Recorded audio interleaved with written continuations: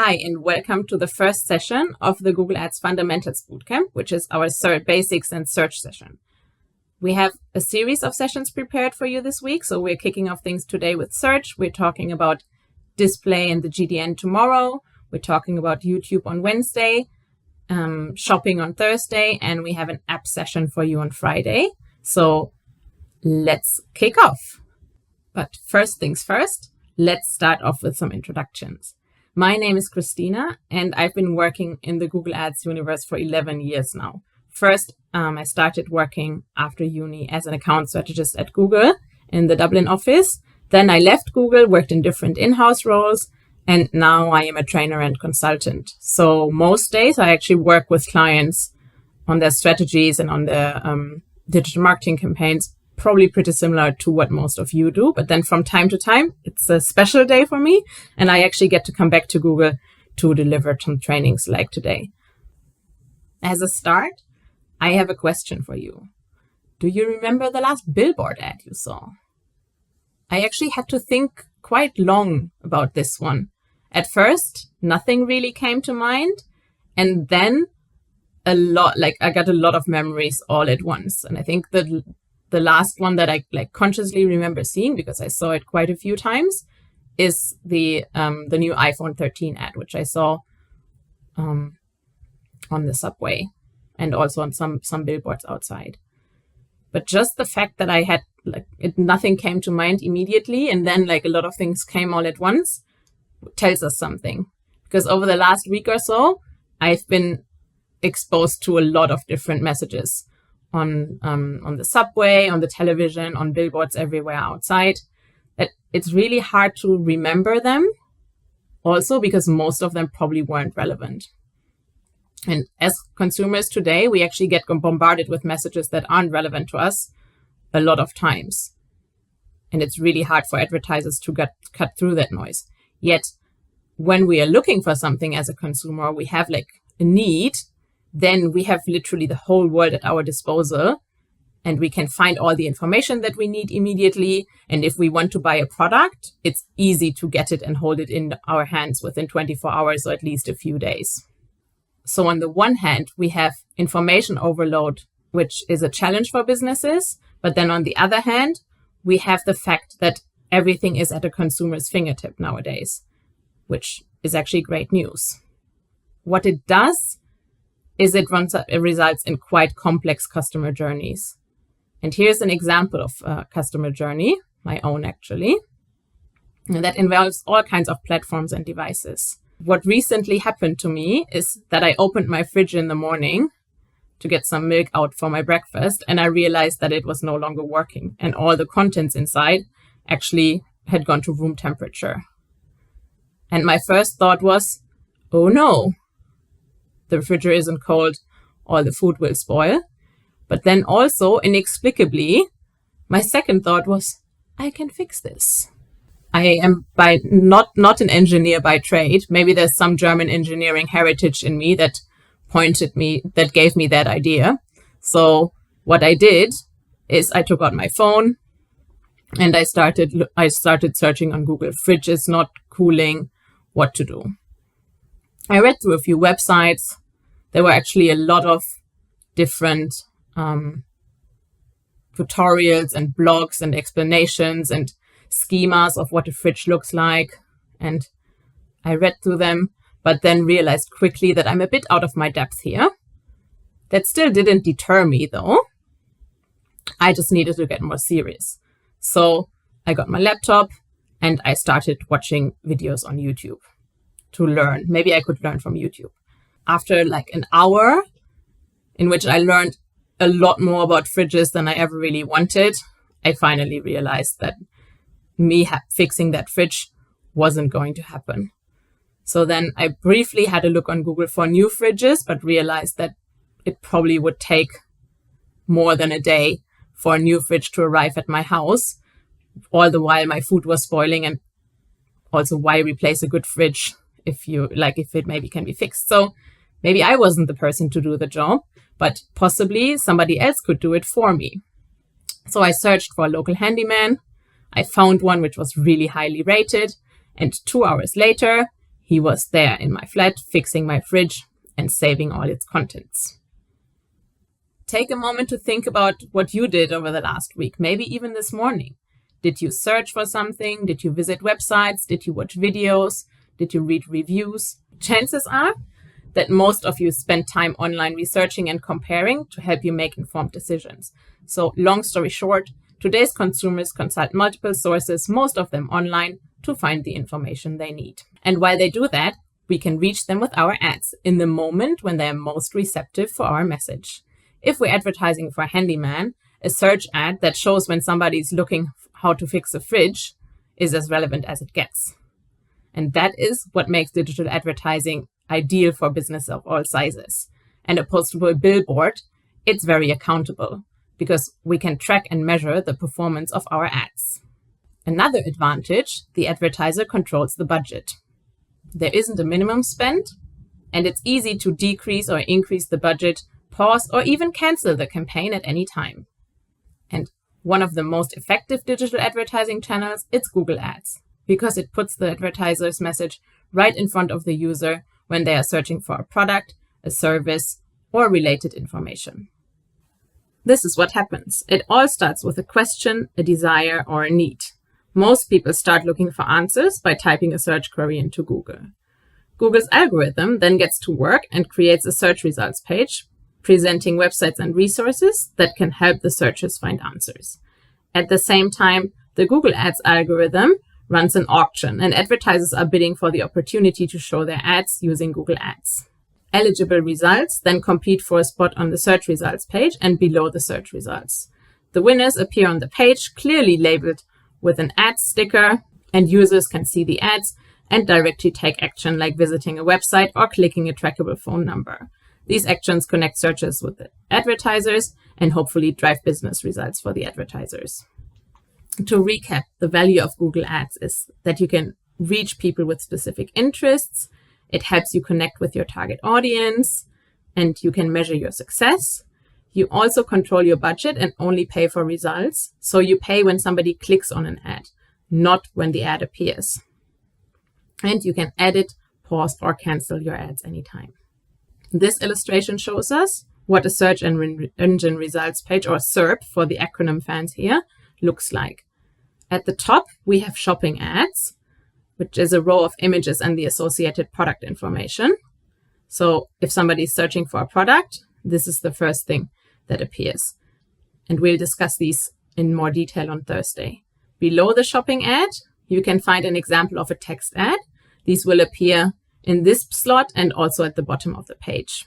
And then underneath the ads, you can find the organic search results. Depending on the query, there can also be different types of other information called snippets. But as we're here to talk about ads, we'll focus on the ads on the page.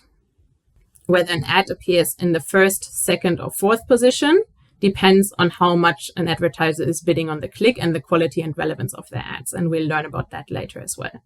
Something my less savvy clients are often confused about, and that I find myself explaining regularly, is the difference between SEO, search engine optimization, and PPC, pay-per-click, or sometimes it's also called SEA, search engine advertising, which adds to the confusion. So we have compared the two side by side here to get this straight so that you can also educate your clients when necessary.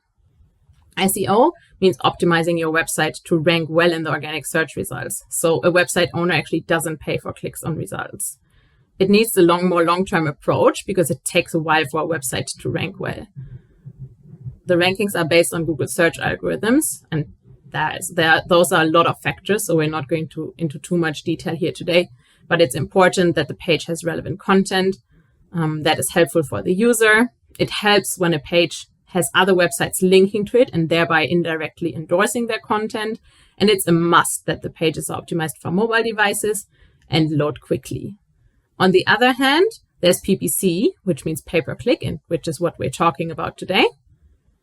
And as a website owner and advertiser, you have full control here. We decide when our ads appear, we write the ad copy, and we can make quick changes whenever we want. The cost for this is based on supply and demand, as click prices are determined in an auction. Okay, Now that we have talked about how ads work in general, it's time to look under the hood and see what happens behind the scenes that makes our ads appear. In order to show our ads, we need an account with Google Ads, and the account has a bunch of elements that work together in a specific structure. At the account level, you usually have the email addresses and passwords associated with the users of the account, and the billing information is also set up at the account level.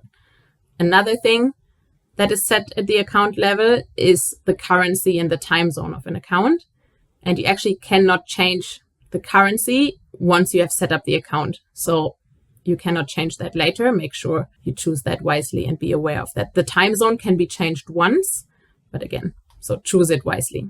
Within an account, you then have several campaigns. Usually it's one campaign per topic or per category, but we'll have a look at how to structure the content of an account in a moment.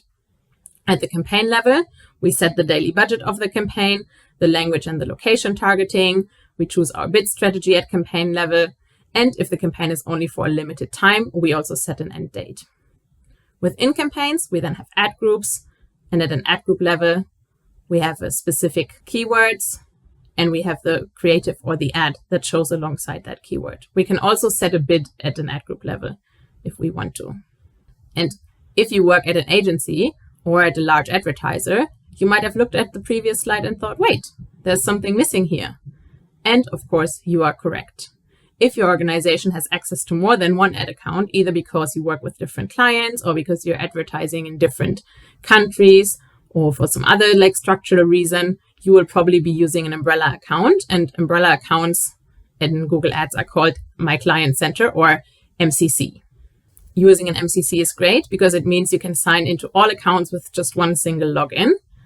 You can easily create new accounts or link to existing sub-accounts, for example, when you onboard a new client as an agency. And you can also run your billing at the MCC level if that's convenient for you. You can share conversion tracking across accounts, so you only need to implement one code to a website and not a conversion tracking code for each campaign. And you can also do cross-account reporting. If you don't have an MCC yet, you can easily sign up for one either by visiting this link or by just searching for Create Google Ads MCC account, and the results will take you to the process and to this page. Now let's have a look at how MCCs are used in practice. Dave is the owner of a small agency, and he works with project manager Michael, senior consultant Helen, and junior consultant Susan has also recently joined their team. Dave has access to all customer accounts with his single MCC login, and Michael, Helen, and Susan also all use their logins to access clients' account from Dave's agency, which is secure because they don't need to share any passwords. Sharing accounts is nowadays anyways a bit of a hassle when one-time passwords need to be sent around. And by all using their own logins, there's also always a clear, transparent a trail of who did which activities, and everybody's accountable for their work. They also have different access levels. Dave is the owner, so he, of course, has admin rights. And as a project manager, Michael also has admin rights, which allows him to add and remove users and change the access levels. And he, of course, also can make changes to all campaigns and optimize campaigns and create new campaigns as he would, as everybody else also can. Helen has standard access, so she can create campaigns and modify campaigns and optimize, but she can't add users like Michael can. She also can grant email-only access to analysts or clients, and that is typically done to enable them to receive automated reports via email. Then there's Susan, and while Susan learns the ropes, she has view-only access, so she can only view campaigns and reports, but not make any changes. And then once she has finished her onboarding, she will also have standard access like Helen. It is possible to link MCCs within MCCs. So if you are an agency who has an MCC, you can have a client's MCC in your MCC, and that can also then have sub-MCCs. Or maybe your agency has one main MCC and then different teams have sub-MCCs where they have access to client accounts. The possibilities are limitless. There are only 3 limitations. You can not go deeper than 5 levels, and you cannot have more than 5 MCCs linked in one MCC at the same level. And each MCC or account has to have a unique place in the hierarchy. So if an account is linked to the MCC at the highest level, it cannot be linked to an MCC at a different level again. When you try to make the second link, you will get an error message. So you when you have to create your structure, you have to think about where you want to link an account. And this is what an agency MCC structure can look like in practice. The highest level is the agency MCC, and then below you have several MCCs and client accounts. For in Dave's agency example, they work with a partner agency with whom they share an MCC, and then they have joint clients who then also have their own structures. So for example, the partner MCC with the partner agency, together they work on a client who is a holding company who owns two different companies, a restaurant group and a hotel group. And then the restaurants all in the restaurant MCC, there are accounts for each client, for each location. And in the hotel group MCC, there are also accounts for each location. And then they have another client account that they work on with a partner agency, and another client MCC, which is a pet accessories company. And the pet accessories company has two different accounts for two different websites that they run. So one is a cat health accessories store and one is a dog health accessories store. And they have two accounts because it's for two different websites. So they will have two different conversion trackings as well. Dave then also has some clients that only his agency works on, like the two client accounts we can see in the top. And then another client MCC, a car dealer group with accounts for each location. And their accounts for each location, because the ads are paid for by the locations themselves. So then to have like clean billing, it's easiest if there's separate locations. Linking existing accounts to an MCC is very simple, and I will show it to you now in a quick demo. Linking an account into your MCC is very simple. In your MCC, you go to Accounts to load a list of the accounts that you have already linked. And then you click the blue plus button. And here you would also have the option to create a new manager account within this MCC or create a new account. But what we want to do is link an existing account into it. And I sometimes joke that getting the ID of the account that you want to link is the most complicated thing, because you need to tell the customer how they can find it. What I sometimes do is if they don't know, I either go on a screen share with them or send them a screenshot of my own account to just tell them where they can find it. So in this case, we have obtained it already, and we have the customer ID, which we can then just simply copy paste into this box, and we click send request. And now we can see here that there's a pending link request. Now the client whose accounts you've just linked will get an email where they can approve this simply, or if they for some reason didn't get the email or you want to help them, they can also approve this straight from the account. They might have a notification, which we don't have here right now. It probably will show up very soon because this is actually the client account that we're talking about. If there's no notification, they can also go into Tools and Settings and then go to Access and Security, which is where users can be added to accounts, but also in the Manager section, that is where MCCs can get access to the account. So here we have my demo request, my connection request. I click Accept and grant access, and this is done. So now if I go back to my MCC, we can see that the account now shows up in the list and I have access to it. Let's have a look at how we decide what goes into a campaign and what goes into an ad group. We've seen this structure before. We have an account, then within an account we have campaigns, and in campaigns there are ad groups. And then in each ad groups there are keywords and ads. Let's look at some examples. Here's a best practice. This account belongs to a large music store. So within the account, we have a campaign for each type of instruments. We have a guitars campaign with an ad group for e-guitars, for acoustic guitars, for lap steel guitars, and we'll also have some more ad groups that are just not shown here. And then we have a brass instruments campaign with ad groups for trombones, for trumpets, and for horns, and also for more brass instruments. And then similarly, not pictured here, we'll also have a campaign for string instruments, and we'll have a campaign for drums. And then these all have like ad groups for the specific product types in them. Another example is this account for a fashion online shop, which is very simple. It has a campaign for menswear with ad groups for each piece of clothing, and then also the equivalent for women's wear. In the ad groups, you then have keywords like men's blazer, linen blazer, blue blazer in the blazer ad group, polo shirts. You could also have different colors or materials, and so on. And depending on how many keywords there are and how much search volume these have, you might actually also want to divide the ad groups in this account a bit further and make the campaign a bit more granular. So you could have a jeans campaign with an ad group for blue jeans, one for black jeans, one for ripped jeans, one for capri jeans. It depends on the search volume of the keywords and also how much budget the client has.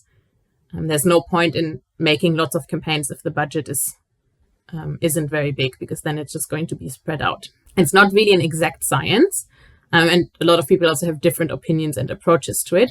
So have a look at the accounts that your agency manages, how it's done, and also talk to your colleagues. And when you're planning out your first account structures, get feedback from them, and that will help you learn. An account and campaign structure is not set in stone and can be changed later, but it's not ideal, as it will mean that the data will be all over the place. Bid strategies need to relearn, but sometimes it just makes sense. Like, for example, I recently launched an account for a new client, and I had my structure beautifully planned out, like by topic, search volumes, and on paper it all made sense. But then within the first week, we realized that in practice it didn't make sense, because we had grouped together keywords that, even though they had the same topic, they had completely different levels of customer intent. So with this was for a client, for a lead generation client, and with some keywords, clients immediately signed up and also converted all the way through. And with other keywords, they were at the very beginning of their journey. So it was just impossible to manage the account in the existing structure. So we took the learnings and restructured the campaigns, which was a bit annoying, but it was only 1 week in, and afterwards the account was so much better for it. So like, it can be done, but it's better if not to, but sometimes it makes sense.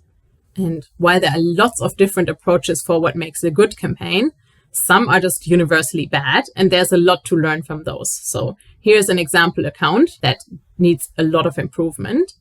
It's the account of a furniture retailer who has one campaign and one ad group, and then the ad group has a lot of different keywords. And this is bad because with such a variety of keywords, it's impossible to write an ad that is specific to what the customer was searching for.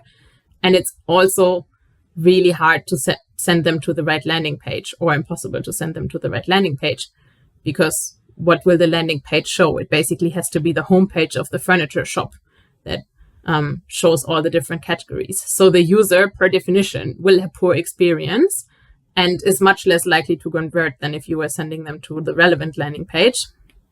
So the advertiser is actually leaving money on the table. If I was taking over this account, I would restructure it like this. I would make a campaign for each product type, like here with the example of sofas, and then have ad groups for all the product variations. Like I have a 2-seater leather sofa, I have a leather sofa, and then I'll also probably have a corner sofa, different types of fabrics, different patterns, lots of different ad groups, so that I can write an ad that actually has the keyword in the ad copy and also sends the user to the right landing page, which increases my chances of making a sale. I often get questions of, is there an ideal number of keywords per ad group? Or how many ad groups should I have in a campaign? Or even how many how many campaigns can there be in an account? And there are limits from Google's side, but they are really, really high. So from like a technical perspective, there isn't a limit. And as like a best practice, the answer is it depends. It always, like how many campaigns you should have, usually depends on like how many topics you're advertising, and also depends on the budget and how tightly you want to control the budget. Like sometimes you maybe want to put a budget on a campaign that doesn't perform very well, but then you have like a bunch of keywords in a different campaign that performs really well. So you want to give that an open budget. How many ad groups you have inside a campaign really depends on how many keywords you have and how much the search volume also is of the keyword. So you always want to make sure that keywords that have a significant search volume have their own ad group, so that you can have a relevant text for them. And now we're going to see why it's important to have tightly themed ad groups beyond the pure conversion aspect that I mentioned earlier. Because tightly themed ad groups allow you to show relevant ads to the user, and that is rewarded by Google because the user then has to have a good experience so that they keep coming back to the search engine. And when he does, the user wins because they get a good search experience, Google wins because users keep coming back, and the advertiser wins because they have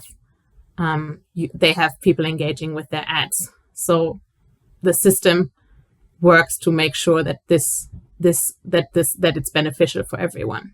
And we'll have a look at how Google makes that happen now. And in order to promote a good user experience, Google Ads uses a concept called the quality score. So every time a user does a search that triggers one of your ads, your quality score for that auction is going to be calculated. And the quality score consists of 3 components. The first and by far the most important aspect is the expected click-through rate. So the click-through rate is the number of clicks that you get on your ads divided by the number of impressions. So the amount of times that your ad shows. In order to calculate the expected click-through rate, Google Ads looks at your account and like the historic click-through rates of your whole account, but also for ads with the same URL and also for the historic click-through rate of that keyword, and then calculates how likely the click-through rate for that particular auction is going to be. The second factor is ad relevance, and this is where ad group structure and specific ads come into play, because you want to mention your important keywords in your ad copy. And the third factor is landing page experience, and that is made up of loading time of the page, relevance and density of the content in the page, and how easy it is to navigate. And what makes a good landing page experience in Google Ads is very similar to what helps a page rank well in the organic search results. So it's worth chatting to your SEO colleagues and taking a page from their book for this. Important to know is, especially if you're preparing for the Ads Fundamentals exams, is that ad extensions are not officially a part of the quality score. They work as a tiebreaker in an auction when all other factors are equal, and we'll have a look at how exactly that works next.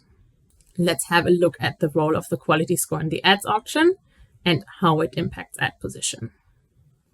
Your ad position is determined by a metric called ad rank, and the ad rank is calculated by multiplying the quality score with an advertiser's max CPC. So in this example, we have a competitor A who has a max CPC of $2 and a quality score of 1, so the ad rank is 2. We have competitor B with a max CPC of 1 and a quality score of 5, so the ad rank is 5. And then we have competitor C with a max CPC of 70 cents and a quality score of 10, and their ad rank is 10.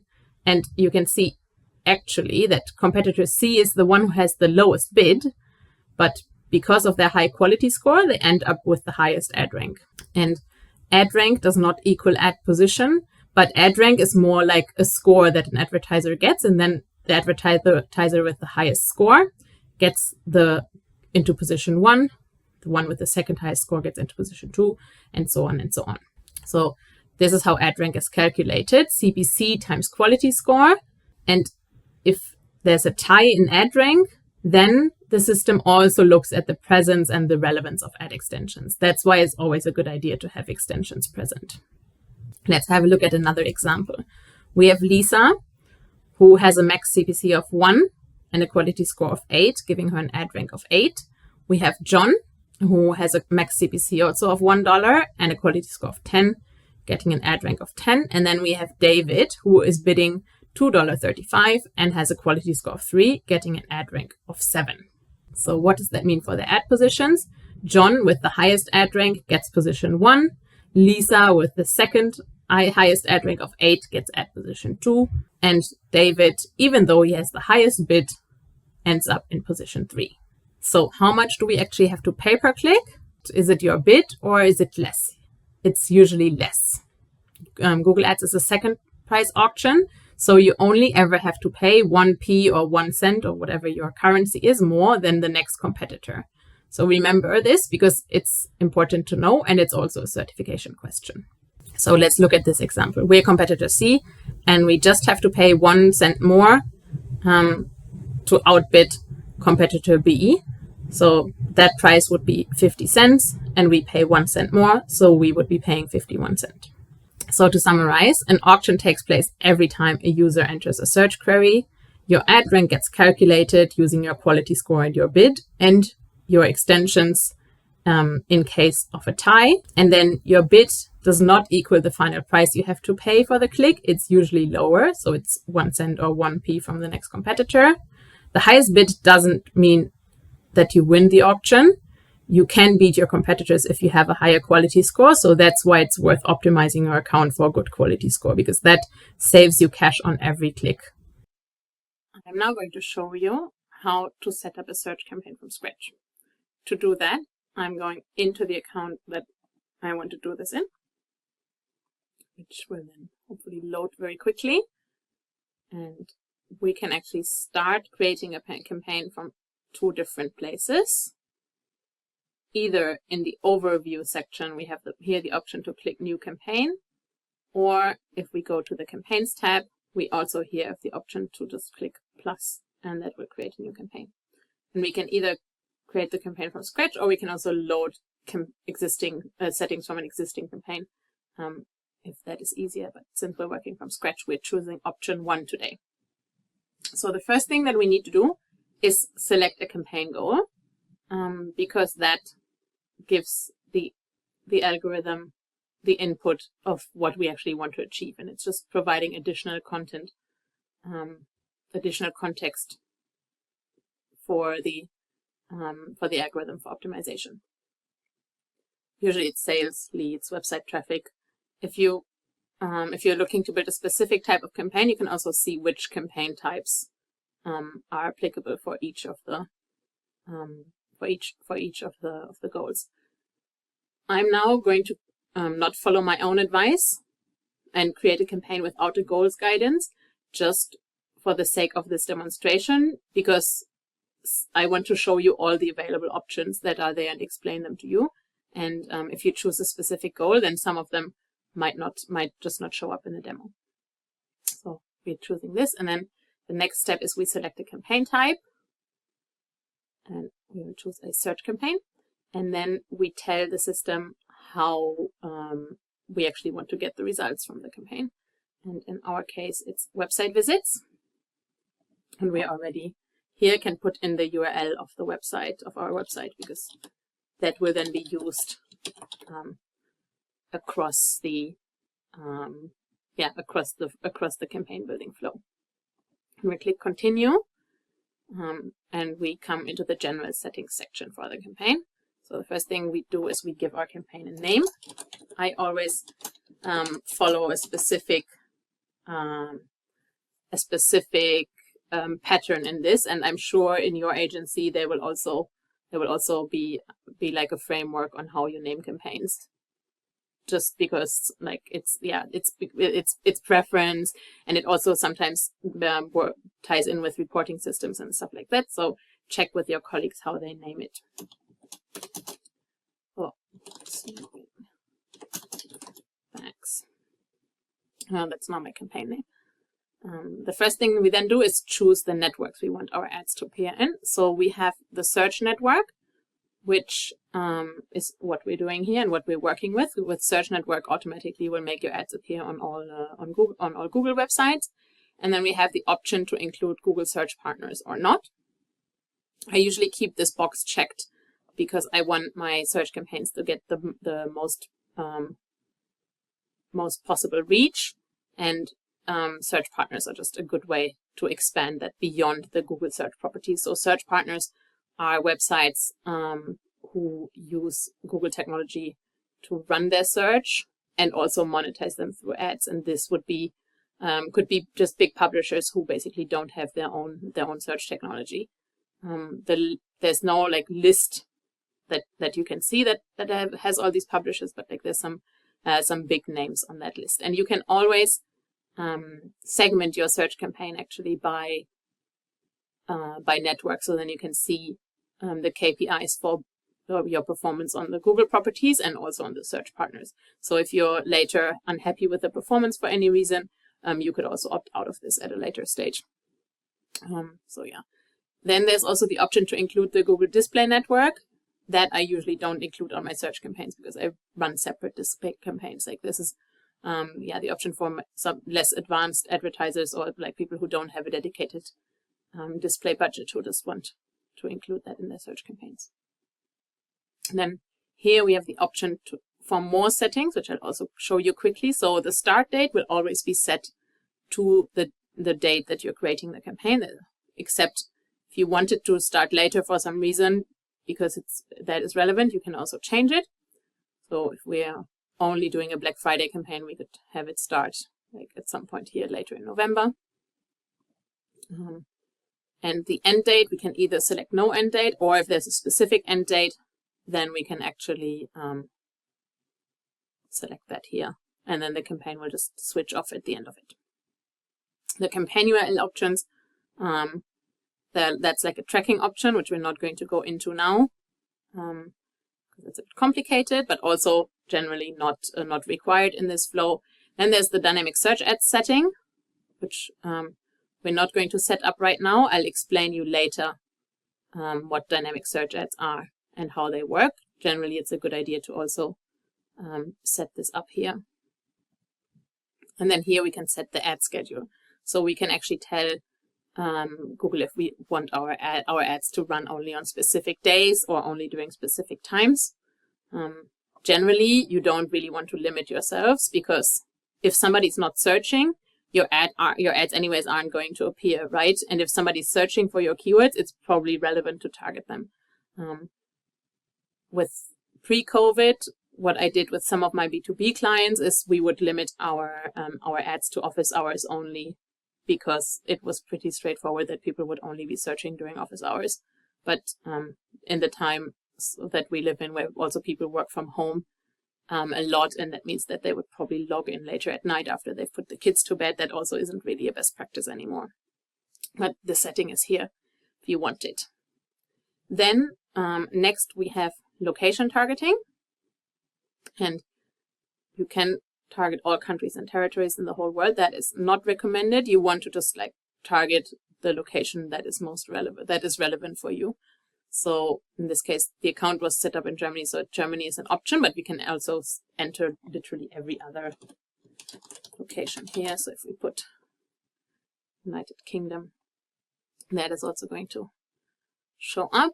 There's also the option to do this more granularly. And also the same way we have just added the United Kingdom, you could also add a city, for example. So you can also just say Amsterdam, and that's going to come up. And it's also showing us what the reach more or less is within that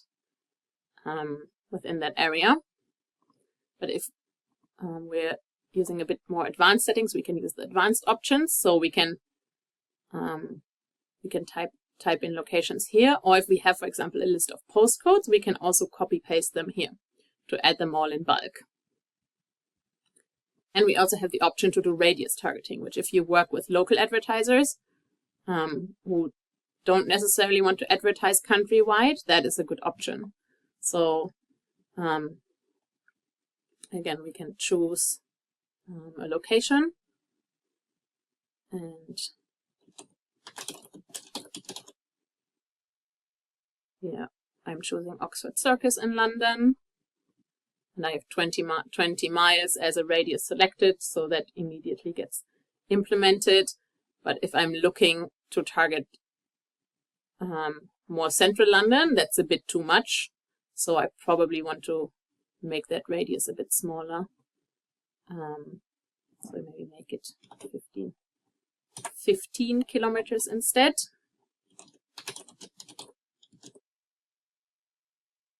And then we can also see on the map how much we're actually reaching. And this is then also how you can build clusters if you're now looking for to target just like generally an area. Now we could say, oh, then we also probably need 10 miles around Watford if we want like this whole area. And you can also use the pin mode actually and drop the pin, and then you can also target that if you don't want to if you don't know like the address of what you would want. And then we have this one here also.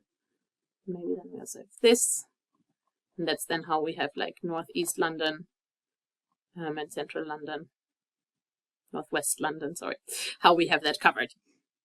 So if you have advertisers that don't just advertise countrywide, then but like are location specific, then this is a good option to use.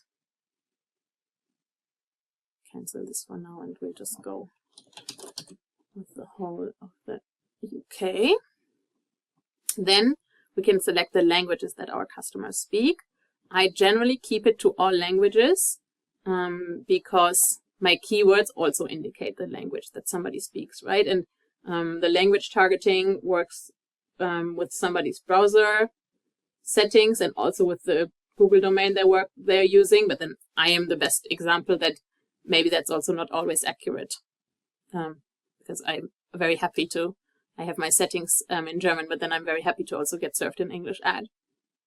So in search, I usually use all languages, except if I'm targeting a country maybe like Switzerland, where there's different, or Belgium, where different languages are spoken, and the language is not clear from the keyword. Then you would select also select a language setting to make sure that you're showing ads to the user in the right language, based on their settings.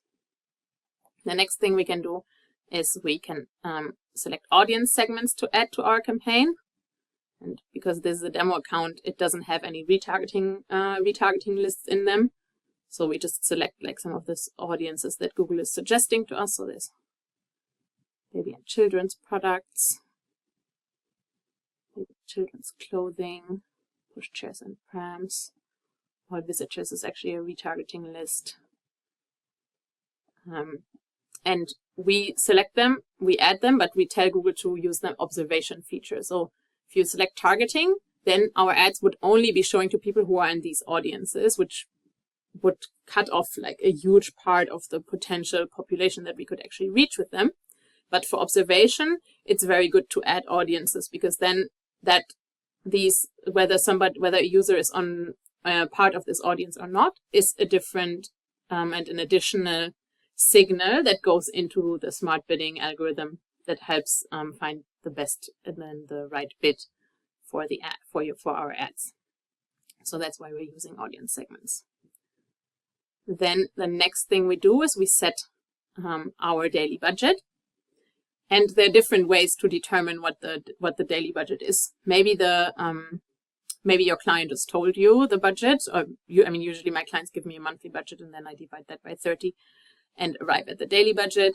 When I create a campaign from scratch where I've done keyword research for, I would usually calculate it based on the search volume that I'm getting, the click-through rate I'm assuming, and the CPC price that I think I will have to pay. That gives me like a good idea.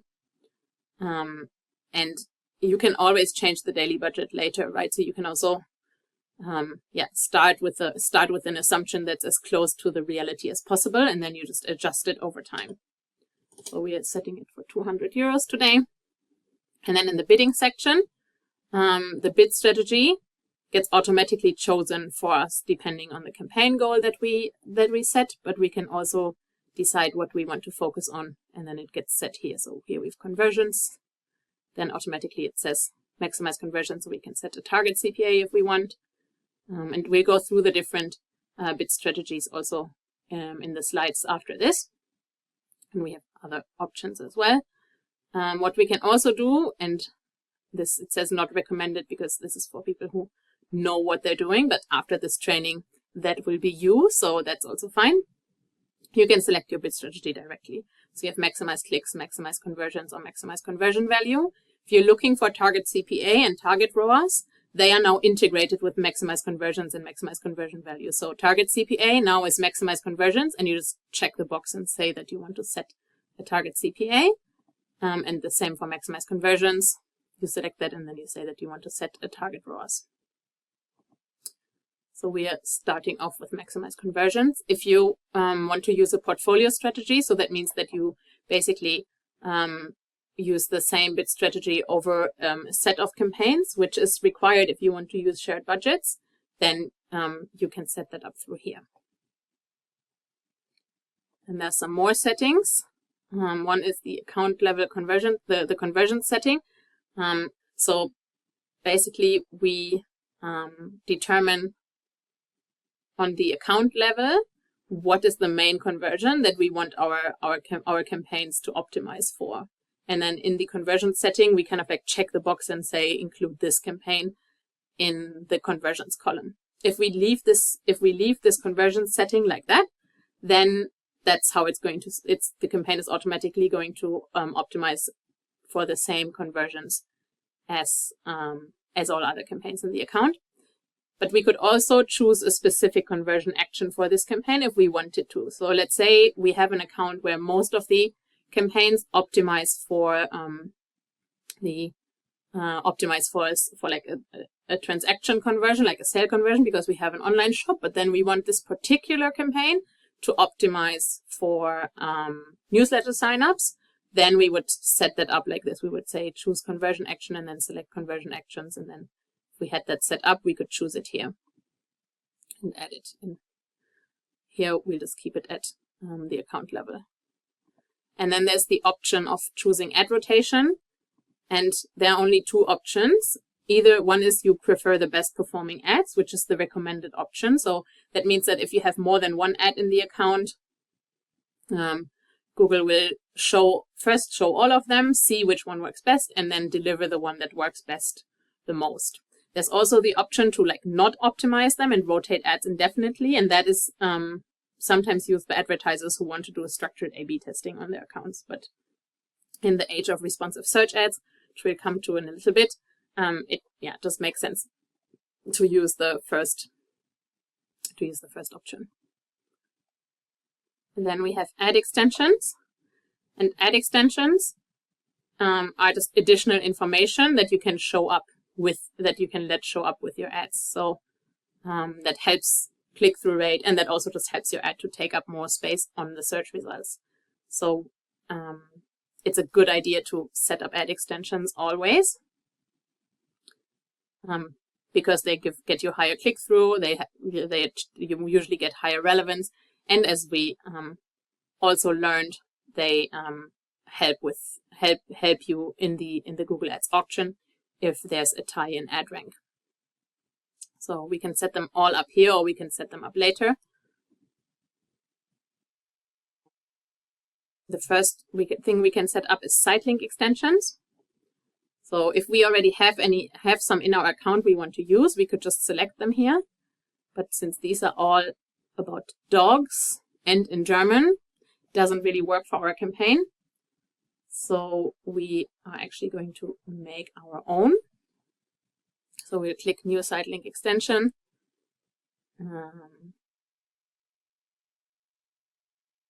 We will have one that just like introduces the company if somebody wants to learn more. And then we could also fill in some more text for extended site links so that they would appear like when it's really relevant. Then like we would just have some more text here. But for time reasons, I'm not doing this now. And in a perfect world, you should. So we have one site link that introduces us. Then we have another site link that talks about our sustainability.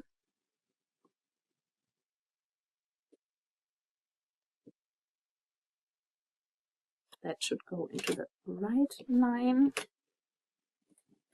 We have another site link that is about gift cards.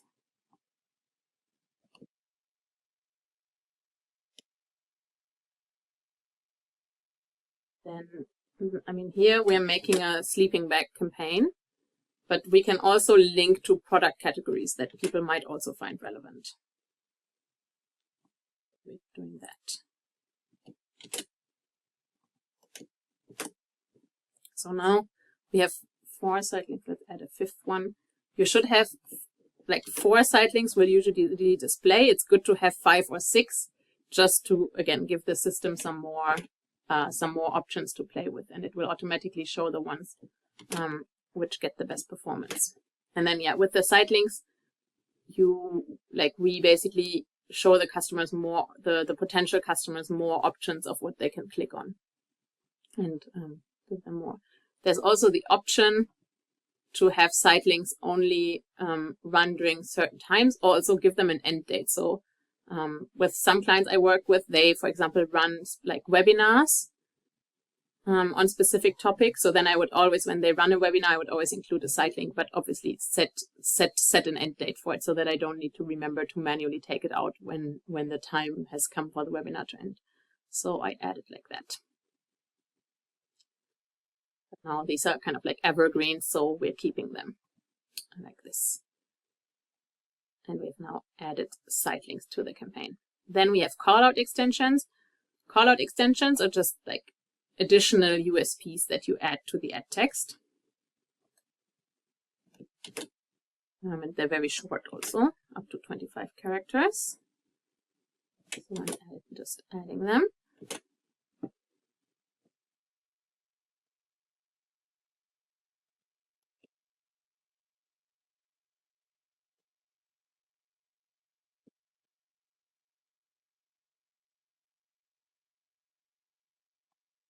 Call extensions, are useful if you want people to call you. In my case, in this online shop case, I don't actually want people to call me because that is not a sales channel for us, so we're not using it. Then we have structured snippet extensions, which are just like a way of letting people know what our offering is. And it depends what industry you're active in.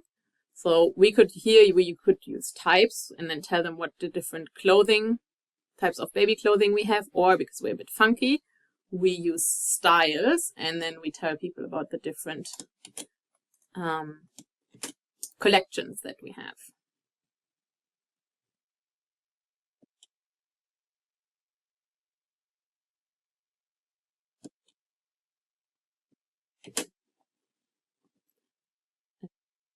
Save this as well.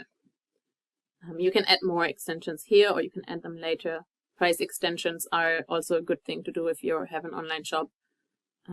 Promotion extensions if you have like a specific offer, but there are also more extensions which you can access through like the extensions tab on in the campaigns view. So definitely go back there later and add all of the ones that are relevant for you.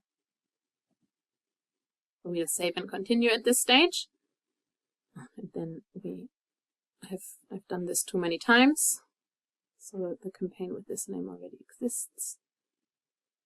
Let's call it Baby Sleeping Bags. And then we'll save and continue, and hopefully it goes through this time. And we get to the step where we set up our ad group. So here you can actually say whether you want a standard ad group, which is the normal setting, or if you're setting up a DSA ad group, but which more again we'll talk about more later. But we're doing a standard ad group, and the ad group is for sleeping bags. So because we've entered our URL here, Google has gone ahead and done some keyword research for us based on the keywords on this website. But as we can see, they're all quite generic, so we won't be using them for this campaign. I usually do my keyword research before I put the campaign together. So I have a little list prepared that I can just copy paste. And as you can see here, there are actually different options for match types. We haven't talked about match types before because when I talked you through the training until now, we just said we talked about keywords and we talked about search queries, and we always pretended that they're basically one and the same thing.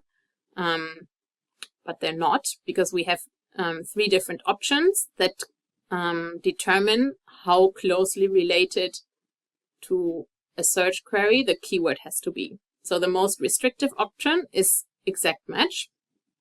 where the search query, the user search query, has to be either the same as the keyword, or have the same intent. So it could be a singular or plural. It could have some misspellings. It could even be a synonym. As long as the user is searching for the exact same thing, your ad will show, regardless of whether the search query whether the user types the exact same letters into the search bar that your search query does, then that is in your keyword. If we want our keywords to be exact match keywords, we can put square brackets around it. Or if we add them like this, we can also determine this in a drop down later. We can determine the match type. But this is just for demonstration purposes. Then the next match type is phrase match, which we indicate by putting quotation marks around our keyword. Now this just became a phrase match keyword. And what phrase match does is it basically says that the keyword, the keyword has to be part of the search query, but there can be other words before or after it. And in some cases, the order can be swapped if the meaning still is the same, but usually it's the order also has to be similar. Again, like misspelling, singular, plural, all that doesn't really matter. So you only need to book in one version, basically. And yeah, so it's, for example, if we have organic baby sleep sack, then if somebody searches for blue organic baby sleep sack with our phrase match keyword, it would still show up. And then the least restrictive version is broad match, where basically the algorithm looks at if the search intent is similar and the ad could be relevant for somebody, then it does show the ad. This works very well with in combination with smart bidding. But you do need to have a look at your search queries and optimize to make sure that you appear for relevant queries. Generally, around 50% of searches have not been done before. And I'm not sure that 50% is the exact number, but like a large share of the things that people type into Google has not been typed into Google before. So you're basically always playing catch up when you're building your keyword list. So it's good to have some slack in the way you build them to accommodate all these like queries that aren't necessarily part of the list yet, because otherwise you're missing out on a lot of opportunity. So now that we've put our ad group and our keywords together, we'll go to the next step, which is creating ads.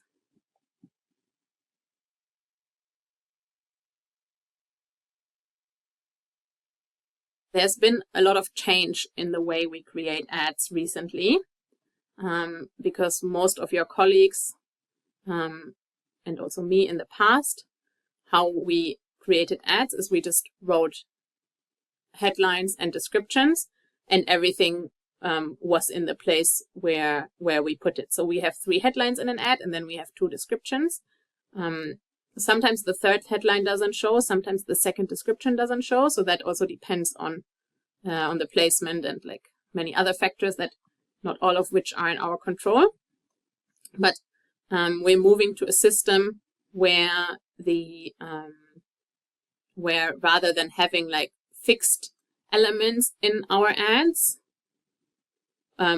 things are now will from next year summer onwards, we will only have this ad format, which is called responsive search ads, and there's more flexibility, and the search engine will basically make individual ads for each user to make sure that it's the most relevant, and it's like dynamically optimizing also to make the best ads.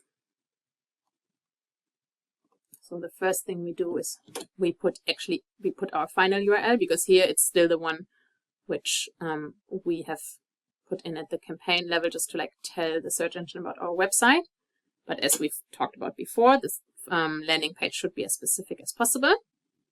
Then we also have the option of customizing the display path. So that's what's actually going to show up in the ad. This is just the final URL where somebody lands.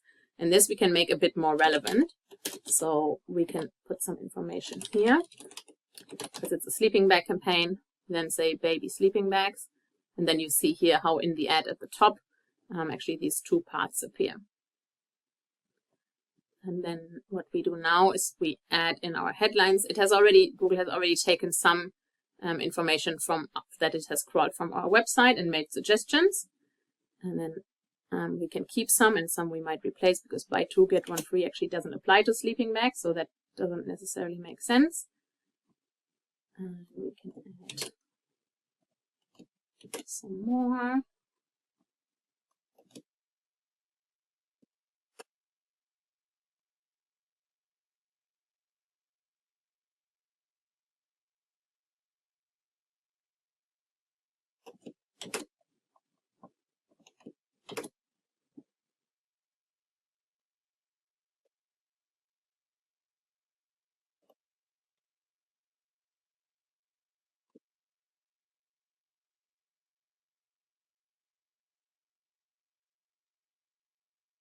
And you have this little bit here in the top right, which gives us suggestions on how to improve our ad. So we can see that we have enough headlines. We have our popular keywords included. You can see them here. They all have a checkbox, and our headlines are all unique enough. We're still missing descriptions, but that's fine because we haven't actually entered them.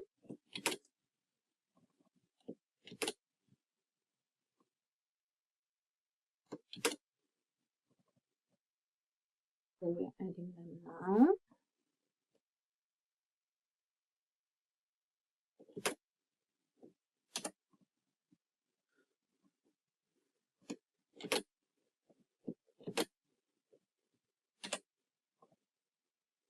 And now we can see that our ad is average, even though we have all the boxes ticked.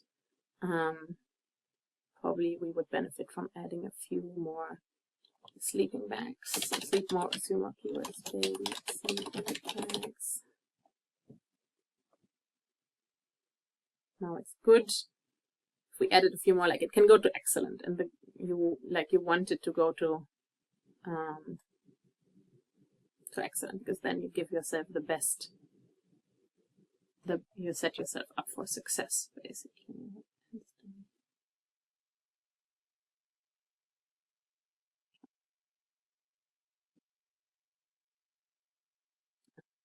Not quite there yet, but yeah, if we had more time, I would experiment a little bit more to try and get this to excellent. And you will also always get improvement suggestions in your recommendations to improve the responsive search ads. So that is our ad set up. And if this was the real campaign, I would add some more ad groups as well. Not just have the sleeping bag ad group, but maybe some other, not just this ad group, but some more. But I think for the illustration purposes, this gives you a good idea of all the different options you have available setting up the campaign in the flow. And you can then, as a last step, again review what you have set up, and then click save and continue, and then your campaign is ready to run. This is happening now. If you make any errors, then we have a duplicate value. If you make any mistakes or like policy errors, they will also appear actually. So the system tells you about that, so that you can go back, fix it, review, fix it, and then review again, and you can hopefully launch. Something that I usually asked at this point of the training is whether this can also be done with Google Ads Editor, and the answer is it absolutely can. If you're not familiar with it, Google Ads Editor is an offline tool that you can use to create and edit your campaigns, and it just makes your life a lot easier when you want to edit things at scale, or you also can copy campaigns. So I would, when I'm setting up a campaign from scratch for the first time, I would usually do it in the account, just because the flow is much nicer.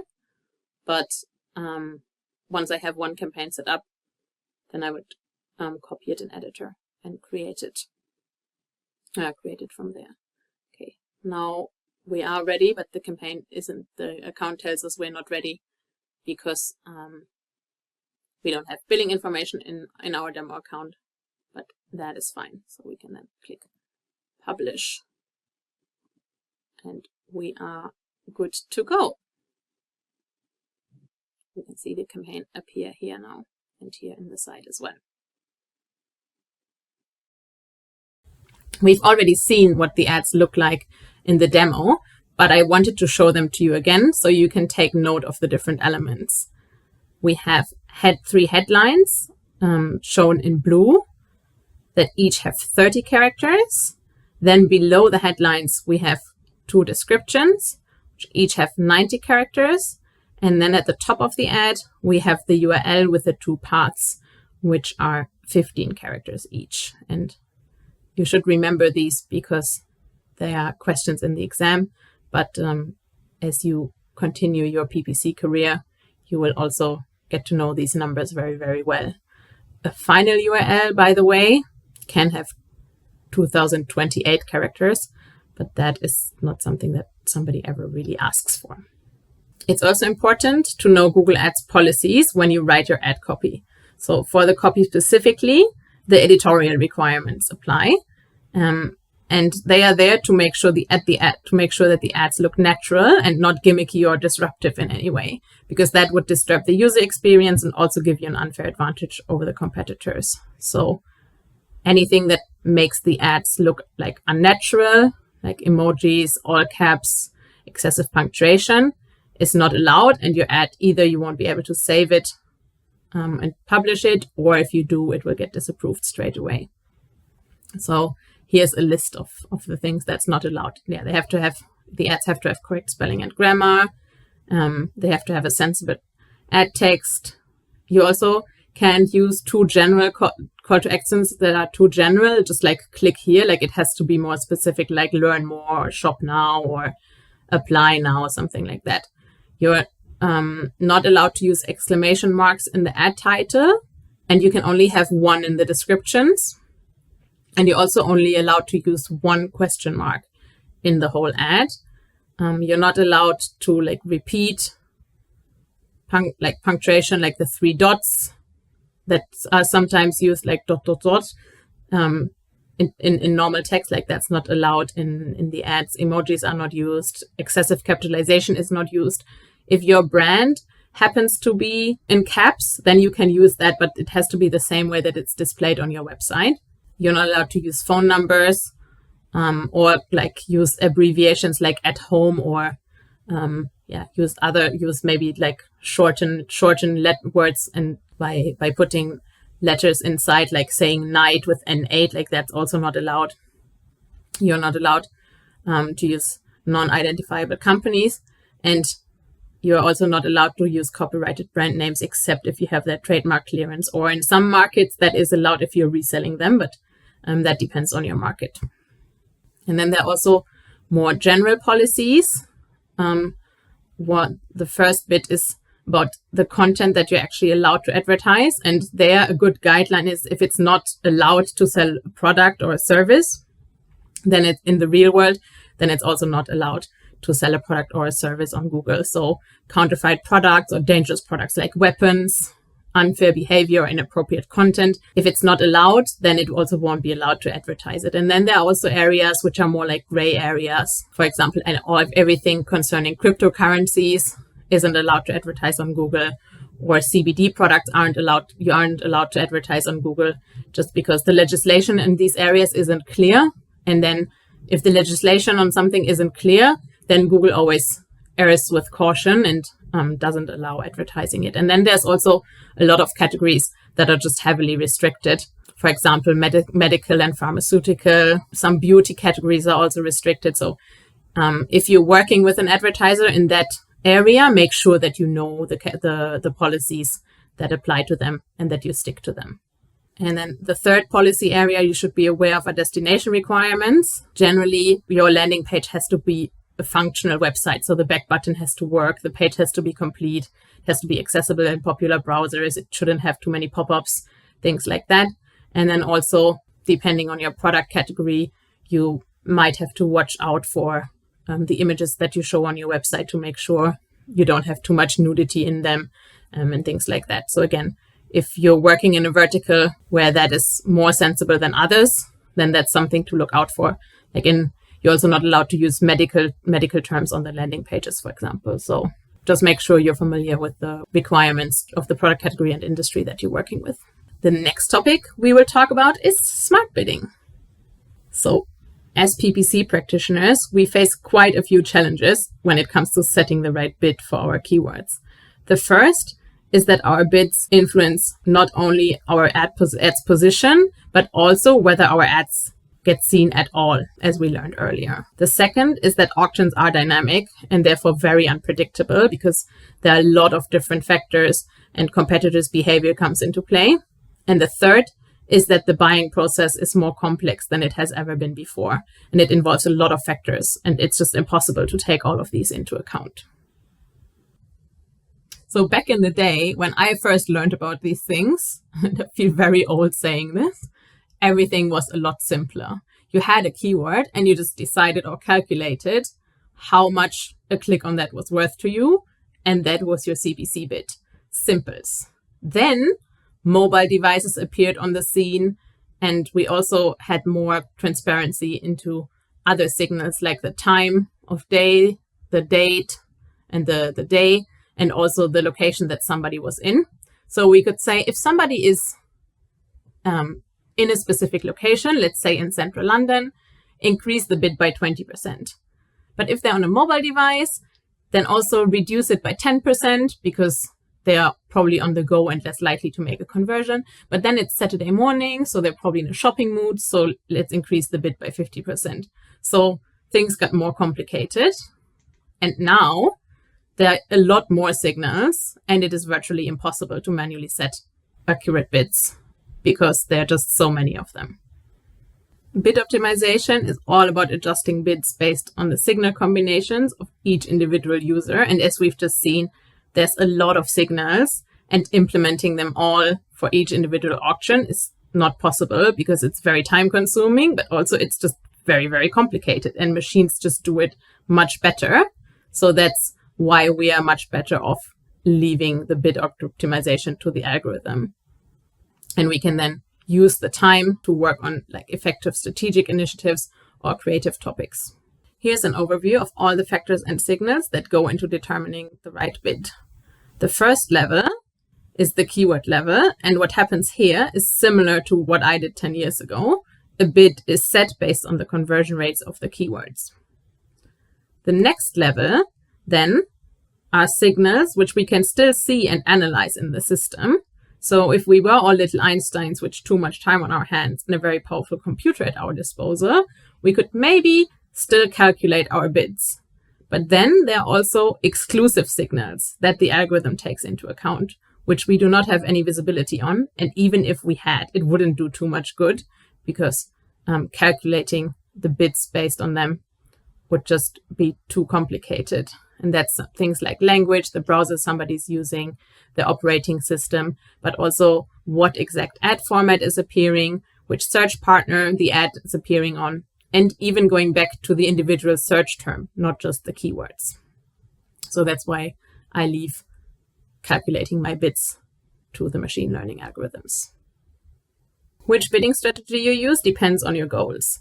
If you want your ads to be visible and that's your only goal, usually advertisers use this bid strategy for brand campaigns. You choose target impression share bidding. So you just tell the system on what percentage of all available impressions you want your ads to appear for, and the system delivers that for you. If you can't track conversions on your website, or if you just want people to get to the website and it doesn't really matter what they do on the website, the right bid strategy for you to use is maximize clicks. If your campaign goals are conversions or sales, any trackable actions on your website, then you have three options. You can use eCPC, maximize conversions, or maximize conversions with target CPA. eCPC is basically manual bidding, where you still set a manual max CPC bid, but then the system modifies this bid and increases or decreases it based on the likelihood that a conversion is going to happen. Maximize conversions is where the system is delivering you the most possible conversions for the budget that you're giving it. And if you put a target CPA on your maximize conversions campaign, then it is working to bring you the conversions at the target CPA. But of course, the target CPA you set has to be realistic. Otherwise, the campaign is just not going to deliver. And last but not least, if your campaign goal is revenue because you have an online shop, you can use smart bidding strategies to maximize conversion value. So to make sure that you get the highest value conversions, and it will bid higher on users that are potentially more valuable to you. The bid strategy to use is maximize conversion value, and you can add a target ROAS onto it, or you can just run with maximize conversion value. In order to do revenue-based bidding, you do need more conversion data than conversions or sales, just because it's, again, more complex. So the algorithm needs more data to optimize for it. Maximize conversions with target CPA, maximize conversion value, and maximize conversion value with target ROAS are the automated smart bidding strategies, as we call them. Then the next topic we're talking about are ad extensions. And ad extensions we can actually talk about for hours, and I've already shown you a bit during the demo, but it's also a topic that's fairly straightforward. So if you're preparing for the certification, I would make sure you look through the preparation materials and know all the different extensions type and how they work and what their benefits are, and you should be good to go. And I will just touch upon the most important aspects right now. Ad extensions give potential customers more reasons to click on your ads because they include additional business information upfront before visiting your website. So it can be the prices of some of your products in the price extensions. It tells them about your app in the app extension. With site links, you can give them more options for sites they can click on and maybe direct them to specific landing pages. Structured snippet extensions just give them a bit of more categorized information about your business and your offering. The location extension tells them about your address. Promotion extension tells them whether there's a specific type of offering or promotion on at the moment. A call extension enables them to call you straight away from their mobile phone. And an affiliate location tells them where they can buy your product if you sell it in other shops and not your own. So for example, if you're a consumer goods brand and you sell your products in supermarkets, then you can add the affiliate location of all the supermarkets to your account. And then last but not least, the callout extension gives just some additional information in like little shout outs and snippets about your business. There's no extra cost for including extensions. Sometimes clients ask me that, but of course you pay for the click like you usually would with your campaigns. There's no guarantee that your extensions will show up, but it's a best practice to include all extensions in your account because you want them to be there for the consumer to click on. And as we learned earlier when we learned about the auction and the quality score and the ad rank, ad extensions will help you get the better position if there's a tie in ad rank with other advertisers. You can set up extensions at the account level, at the campaign level, and some extensions also can be set up at the ad group level. It's easiest if you just set them up at the account level. What I usually do is I set them up at the campaign level, but then I use the same extension across different campaigns. And then it's a matter of checking a box, basically. But then that gives me a bit more control than at the account level.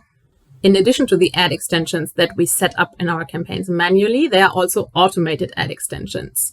And automated ad extensions usually get used if Google finds that information that can be used on your website and you haven't set up any extensions manually. And the extensions that can appear automatically are site links, snippets, location extensions, call extensions, and callout extensions. And I've also actually yesterday had a recommendation on my account for automated image extensions, so that because they're so new, they probably haven't made their way into this deck yet, but they also exist. And yeah, that is basically a matter of Google finding the information on your website and surfacing it with your ads. And then there are also seller ratings, which are another type of automated extension, which actually we can set up ourselves. Seller ratings, they're like the little stars that appear in your ad, and they can appear with your ad if on your top level domain level you have 50 or more reviews, and that can be on Google reviews, on Google My Business, but also aggregated from websites across the web, like Google Partner Review websites. So you need to have 50 of those, and they need to be on average better than 4 out of 5, because it fits worse. They're not going to get displayed because it's unlikely to help you. And then, if you fulfill these requirements, then these seller rating extensions will automatically appear with your ads as well. What is important to know about ad extensions is that you can't define the exact content. You can see later in your account, in the extensions section, what actually appeared. And you can also turn off automated extensions if you don't want that. Like other extensions, automated extensions aren't always delivered. I now want to tell you a bit more about the optimization score and the recommendations you have in your account, because that is the best way to drive search excellence and also helps you in your everyday work. The recommendations and the optimization score that we have in our account enable us to work smarter, so we can have more time to focus on strategic conversations with customers and do strategic work. And they help us do 3 things. They help us to identify the optimization opportunities that will help us to improve the account performance, because it just surfaces them.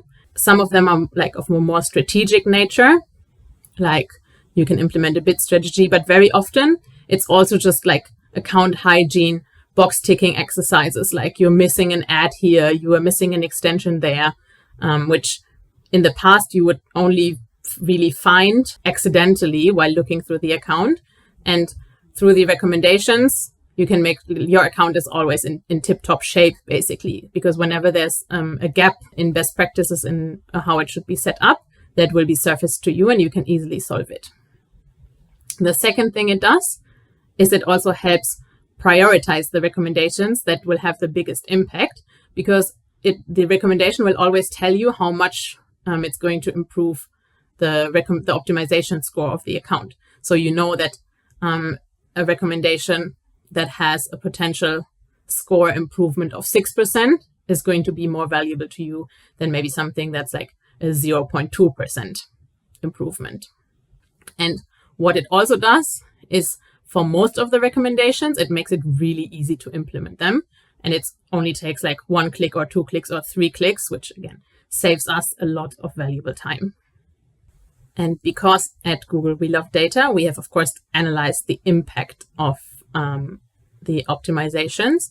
And we've found that advertisers who have increased their account level optimization score by 10 points also saw around a 10% increase in conversions. So it doesn't only help with like account hygiene, but we actually saw a tangible impact on conversions in the accounts as well.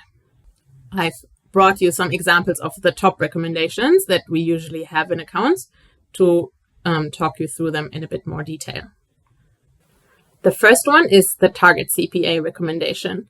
This recommendation will surface when there's enough data on a campaign, and it would have a positive impact on performance to improve the target CPA.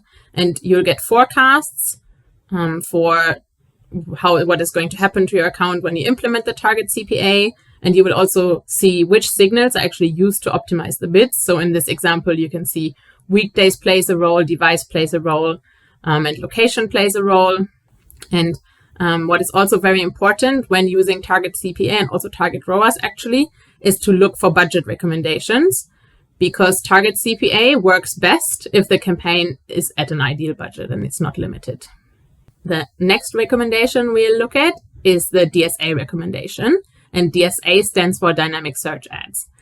Dynamic search ads are a special type of search ads because they don't use keywords in order to determine when to show an ad, but the targeting is based on the content of a website. So based on the data that Google has in the organic search index, it will know when somebody's search is actually relevant to what is on a website and then shows an ad. And the headlines of the ad also get customized to the user's query, and only the description needs to be added to this.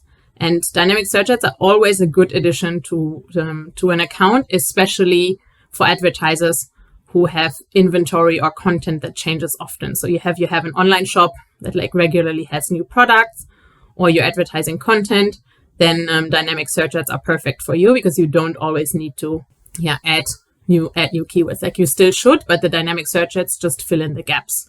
And they're also good for like really specific searches. So for example, I worked with a beauty advertiser where obviously we had all the products and all the brands as keywords, but then if users searched for specific applications or specific ingredients, it would have been impossible to just like add all these searches as potential keywords. But then as users searched for face cream with a specific type of acid to help maybe some skin condition symptoms, then the algorithm would actually know that the specific product would be relevant, and it would not only show the ad, but it would also even customize the headline to that specific need. So it actually, for that worked very well. DSAs also, work great with smart bidding because then they can really shine. And in the past, we used to make specific DSA campaigns, but now the best practice is to just add DSA ad groups to all campaigns. And this is what the recommendation basically tells you, that you can use the DSA to increase coverage of your campaign. And it also tells you how much uplift you can expect. And it's a really easy implementation through the recommendation. Another important recommendation is the budget increase recommendation. And it shows you multiple recommendations for different scenarios. So from like very conservative budget increases to more expansive ones, and also tells you what the conversion uplift is that you can expect and what that means for your performance, and gives you the weekly impact on the main KPIs directly in the interface. And then you can also easily select which budget you want to run and select it with one click. As we've heard several times already today, search has become more and more complex, and that also has implications for the way we use ad copy. Each search query has a different context. So even though everybody types the same thing into the Google search bar, they happen in the queries happen in different circumstances. So in this example, this gentleman is searching at 3 p.m. in the afternoon on an Android device using Google Chrome on his Samsung phone, searching in English or having English as a setting, and he is based in Cologne. And then we have this lady who is searching at night on her iOS device in a Safari browser on her iPhone. She is searching in German, and she is based in Munich. And then we have the last one who also searches at night on a laptop, and she is based in Berlin. So even though they're all typing the same thing into Google, they actually have different contexts, and they might be searching actually for different things, and the best answer to their query is slightly different for each of them. And showing the most relevant ad for every query is crucial, because that is how you get people to click on your ads and take action on your website. And because we want to show the most relevant ad for every user in each situation, Google has introduced responsive search ads, which is going to take over from expanded text ads by next summer. And as you've already seen in the demo, when a responsive search ad, we don't just write the ad copy by giving 3 headlines and 2 descriptions and fixing the order. Instead, we're giving the system up to 15 headlines and 4 descriptions to work with. And then the algorithm combines the headlines and the descriptions in different ways and learns what works best for each user, and then deploys the most successful ads, and also varies them based on the user's location and situation. The advent of smart bidding actually has a big impact on how we structure and organize our accounts, because smart bidding works across account structures. So we don't need to make our campaigns as granular as we used to, and it just makes account management much simpler. So we have a few guidelines that you can take into account for that. You should merge campaigns where it makes sense. So in the past with manual bidding, we would have had complex account structures. For example, I very often had a separate campaign for exact match and a separate campaign for broad match modifier to control budgets on them and use negative keywords in a strategic way. That just doesn't make sense anymore with the way the system works today. So now it makes sense to have all match types in one campaign and also have all match types, keywords of all match types in one ad group and not have separate ad groups for the specific match types anymore, because the system just doesn't work like that anymore. Same for devices. In the past, maybe you would have had a separate campaign for desktop, a separate campaign for mobile, and a separate campaign for tablet to, again, control bids and budgets. That just results in a lot of extra work, and the smart bidding system can kind of like still deliver the same benefits without having the different campaigns. Same for audiences. Like in my last full-time role, which now it's been a while, right? But there we had we were basically managing like two sets of campaigns or two separate accounts. We had campaigns which were targeting people that had been to our website before. And then we had campaigns that were targeting people that haven't been to our website before. And again, we managed bids and budgets for those separately. That also you wouldn't do anymore when you set up a new account. Or if you had an account like that, you would probably merge it at some point and just use the audience feature, because the smart bidding can optimize for that and can take over the role that like your separate management would have done before. And same with dynamic search ads.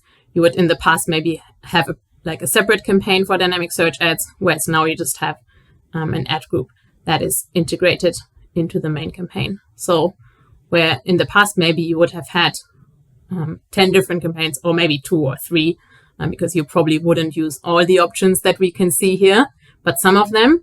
In the smart bidding age, you just have one campaign, which again, if you think about how much time it takes to optimize them separately and to also write ad copy or like implement ad copy across all of these, it is just much easier and saves a lot of time. When it comes to targeting and data, now in the age of smart bidding, you can go much broader than you used to. Also consider using broad match and dynamic search ads to scale performance, because smart bidding works with the text of the query and the context and not just the keyword. So it generally works very well to also achieve performance with broader targeting. And it does allow the machine to find those additional queries that help you reach your objectives, because maybe your competition is still using only very restrictive match types. So there's literally gold that you can find if you use broader targeting and smart bidding that others won't be bidding on. You can add audience lists to your campaigns, and you should, to increase smart bidding efficiency, because the audience lists help the algorithm kind of like recognize valuable users to you if you add them to a campaign. So that just gives more information to the algorithm and also helps you improve efficiency.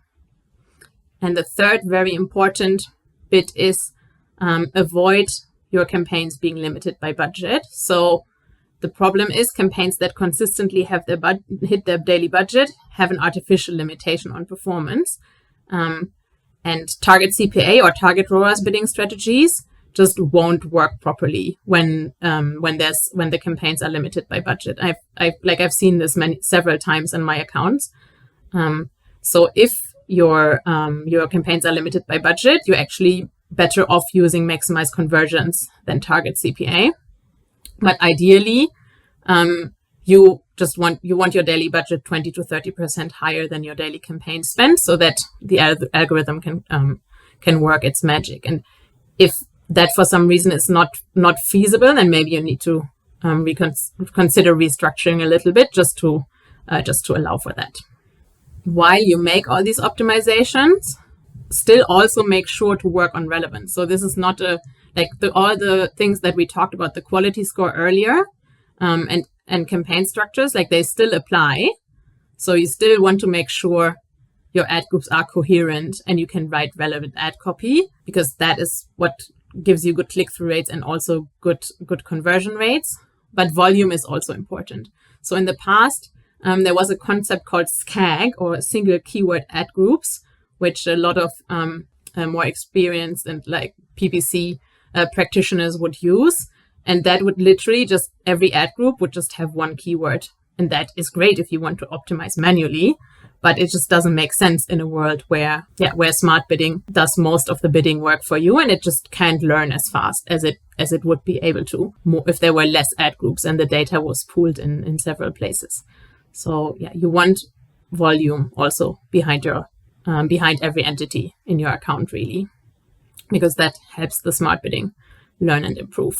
And you should also base your campaigns on objectives. Like I told you in the demo, it's important to tell the system what your goal is, because the more context it has, the better it can help you with its smart bidding. And you should also group campaigns together by what you're looking to achieve from them. So for example, you can have campaigns that you're just optimizing for clicks, or you can have some campaigns that you optimize for conversions, but maybe different types of conversions, because some you're optimizing towards sales, and then some you're optimizing towards newsletter signups, and then these should get their own campaigns. Or as I told you in my example earlier, where I was working with the account that I completely restructured, that was also because for some campaigns, conversions came really easily, and for others, they came harder. So then obviously at the end of the day, I had like different KPIs. So I put them into, put the keywords into different campaigns. And very important, don't worry about maxing out impression share. So impression share means that like a high impression share means that you get a lot of the impressions that are available for your keywords. And an impression share in smart bidding is usually lower than 80%. That allows for growth. If your impression share is higher than 80%, you're probably cutting yourself short on reach and targeting. But if you use broad match targeting or DSA, then you also probably don't want the additional 20% because they might not even be relevant. So you don't necessarily want to optimize for like a really high impression share because not everything might be relevant. And this also allows for growth opportunity. If you have an impression share higher than 80% on your campaigns, it might be time to just expand your reach or your targeting.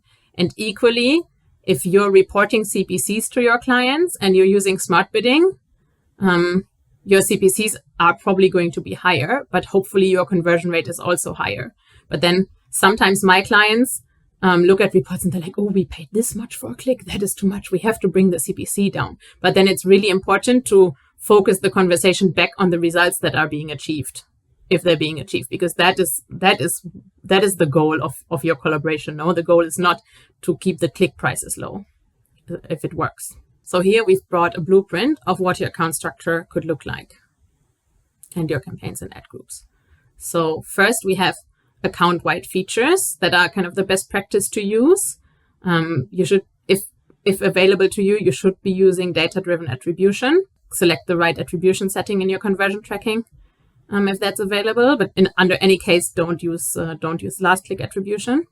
You should have all your extensions set up either at the account level or if you want a bit more control, you set them up at the campaign level, but you still have them in the account to use in other campaigns as well. That's what I do. And then also maybe you're using scripts at the account level. Like, for example, I use a link checker script that if I have broken URLs in my campaigns, sends me an email every morning and tells me about that so I can fix it. And I'm also tracking my account quality score through a script. Then on the campaign level, we have our settings. So we would have our bid strategy set up at the account level, which probably is target CPA, or like if another strategy is better for you based on the things we've discussed earlier, it could be a different strategy also, but it should be smart bidding. And then you have all the different bid modifiers like device bids, geo bids, time bids, call bids, demographic bids, RLSA bids, and SA ads bids. And all these bid modifiers you want to set to 0% because smart bidding is like doing its own thing with these and would anyways override them. So there's no point in setting that up. You also want to use optimized ad rotation, as I have explained to you during the demo. Then when it comes to targeting and audiences, you want to add all your remarketing audiences to the campaign and also some similar audiences and maybe even some interest audiences. It's just very important that you choose observation at the setting, as I also showed you in the demo. Because if you choose target targeting for these audiences, you will only target those audiences and not the wider group of people who is actually searching for your stuff. Then when it comes to ad groups and keywords, you will have different ad groups in your account, and then these will be grouped into themes, and you will also have a separate DSA ad group. And then in each ad group, you will have expanded text ad creative, which is will still be used until next summer, and then also one responsive search ad, which you optimize regularly. And this brings us to the end of the session.